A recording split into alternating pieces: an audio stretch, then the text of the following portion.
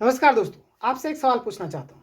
अगर देश का शिक्षा मंत्री उस समय सोशल मीडिया पर एक वीडियो शेयर कर रहा हो, जब लाखों छात्र परीक्षा प्रणाली पर सवाल उठा रहे हो, तो क्या संदेश जाता है?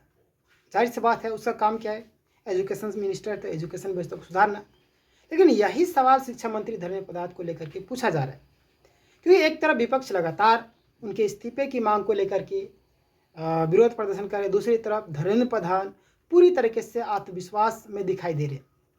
और इस आत्मविश्वास की चर्चा इसीलिए भी हो रही क्योंकि हाल ही के दिनों में उन्होंने प्रधानमंत्री नरेंद्र मोदी का जो कार्यक्रम आपको पता होगा, मन की बात, सुनते हुए उन्होंने एक वीडियो सोशल मीडिया पर शेयर किया। अब वीडियो में वैसा कुछ आपत्तिजनक बातें तो थी नहीं, फिर भी एक सवाल उठ जाता है।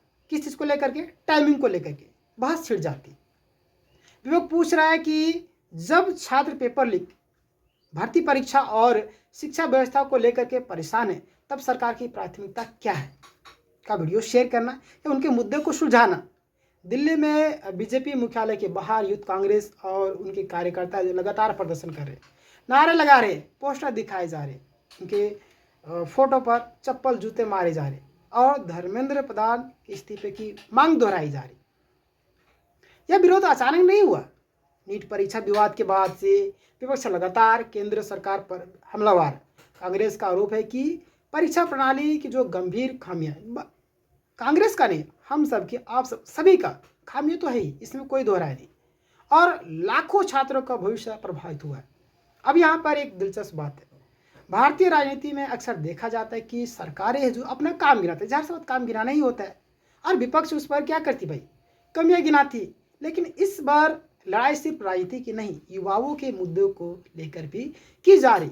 क्यों? क्योंकि आपको पता है, प्रतियोगिता जो परीक्षाएं तैयारी करने वाले जो युवा एक बड़े वर्ग में है, बहुत ही गरीब फैमिली से बिलोंग करने वाले लोग, आपको मिडिल क्लास वाले, बड़े बिजनेसमैन वाले तो तैयारी करते नहीं, नॉर्मल फैमिली वाले ही गवर्नमेंट जॉब की तैयारी करते हैं, है ना।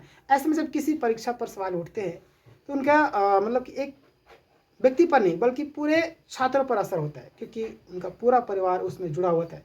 यही वजह है कि विपक्ष इस मुद्दे को लेकर के लगातार आवाज़ उठा रही है।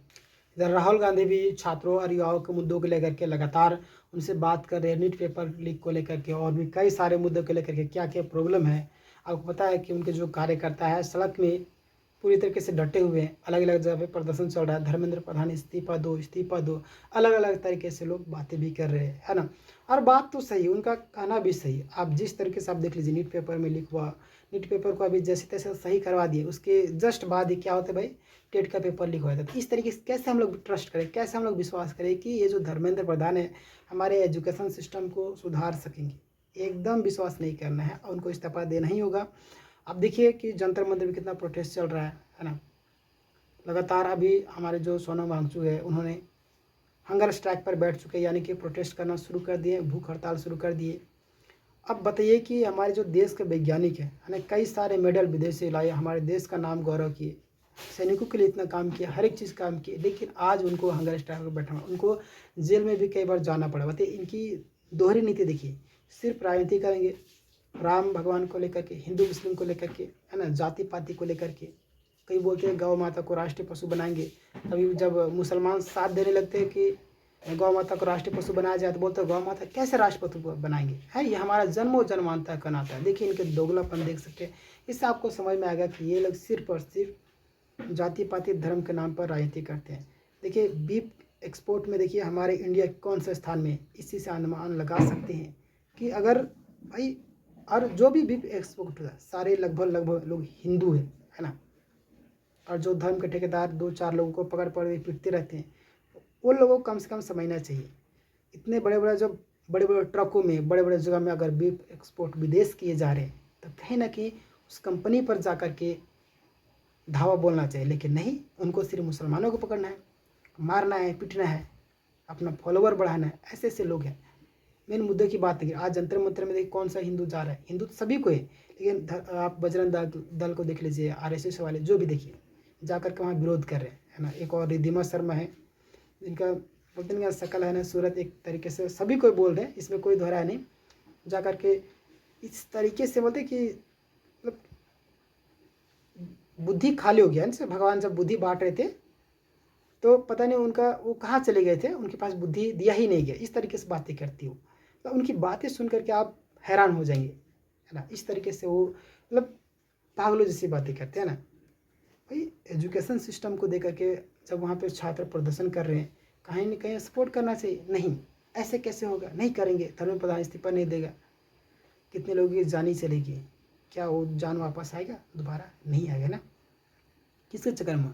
हमारे धर्मेंद्र प्रधान जी के एजुकेशन सिस्टम पूरी तरह से खराब। ऐसा सिचुएशन बनना चाहिए हमारे देश में, जितने भी नेता मंत्री लोग हैं उनका जो बेटा बेटी है यहीं पे पढ़ेगा, बाहर कोई नहीं जाएगा। अगर जो जाएगा उस मंत्री का जो पद है वो खाली हो जाएगा, यानी कि उसे इस्तीफा देना पड़ेगा।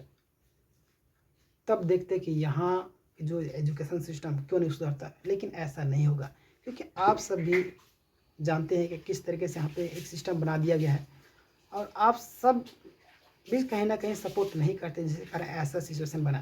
अगर आज देखिए कितने 20-20 जो आपका सांसद है खरीदे जा रहे हैं, 50-50 करोड़ में आरोप लगाए जा रहे हैं। आपको पता होगा टीएमसी का सांसद खरीदे गए, टूट गए वहाँ पे आम जो आपका आम जनता पार्टी के आपके भी सांसद टूट गए। इस चीज़ से अनुमान लगा सकते हैं किस तरीके से यहाँ पे पूरे पहले हम लोग थे ना राजतंत्र, उस तरीके से धीरे धीरे यहाँ पे लोगों को कंट्रोल किया जा रहा है। आने वाले दिनों में आप देखिएगा वो दिन दूर नहीं जब कुछ ही लोगों के हाथ में सत्ता रहेगी, एक ही पार्टी के हाथ में सत्ता रहेगी, और पूरी तरीके से सिस्टम को खोखला करके रखेंगे, है ना। इसीलिए आप सबका भी समर्थन चाहिए। जंतर मंतर में जो प्रोटेस्ट चल रहा है कहीं ना कहीं समर्थन दीजिए। वहाँ पे देखिए हिंदू मुस्लिम सिख के सभी कोई भाई भाई वहाँ पे अपने अपने स्तर से सपोर्ट कर रहे हैं। और जब कोई व्यक्ति गलत करता है वहाँ पे बोलिए, है ना। सबसे बड़ा और सबसे बोलते हैं ना कि इस देश के लिए अगर खूंखार या मतलब कि बुरा इंसान वही है जो गलत होते हुए भी को गलत ना बोले, है ना, चुप रहे। और वही इस देश का जो भविष्य को बर्बाद करने में सबसे अहम योगदान तो देगा ही देगा। मीडिया तो बर्बाद हो ही गई, इसमें कोई दो राय नहीं, आप सभी जानते हैं, है ना। कहने का मतलब साफ है कि जिस समय एजुकेशन की बात करना चाहिए वहाँ पे हमारे प्रधान जी वीडियो रील शेयर कर रहे हैं, है ना।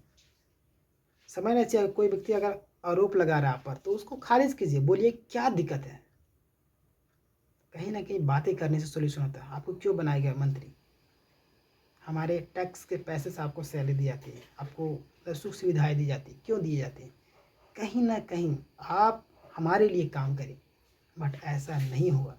बीजेपी राज में देखिए, है ना, कुछ नेता तो अच्छे हैं, कुछ लोग पूरी तरीके से खोखला हो चुके हैं। पेट्रोल में एथेनॉल मिलाए जा रहे हैं। अब देखिए किस तरीके से गाड़ी का जो माइलेज है वो खत्म होते जा रहा है, गाड़ियाँ पूरा खत्म होते जा रही है ना। कितना प्रदूषण फैल रहा है, उस पर कोई काम नहीं किया जा रहा है, खाली वोट खरीदने पर काम किया जा रहा है। प्रधानमंत्री जी बोलते हैं कि विदेश क्या बोलते हैं, प्रधानमंत्री क्या बोलते हैं कि सोना मत खरीदो, तेल बचाओ, है ना, और खुद उसी दिन दूसरे दिन विदेश चल जाते हैं। तो इनके दोहरी चरित्र साफ साफ दिख रहा है। आने वाले दिनों में ये चीज़ आपको देखने को मिलेगा। हो सके अगर जनता जागरूक हो जाए तो ये सत्ता में अगले साल नहीं देखे। आप इस पूरे मामले में क्या समझते हैं, क्या सोचते हैं, कमेंट करके ज़रूर बताइएगा। बाकी बात, चैनल में नए हैं ऐसे और इम्पोर्टेंट इन्फॉर्मेशनों के लिए हमारे चैनल को सब्सक्राइब जरूर कीजिएगा। धन्यवाद।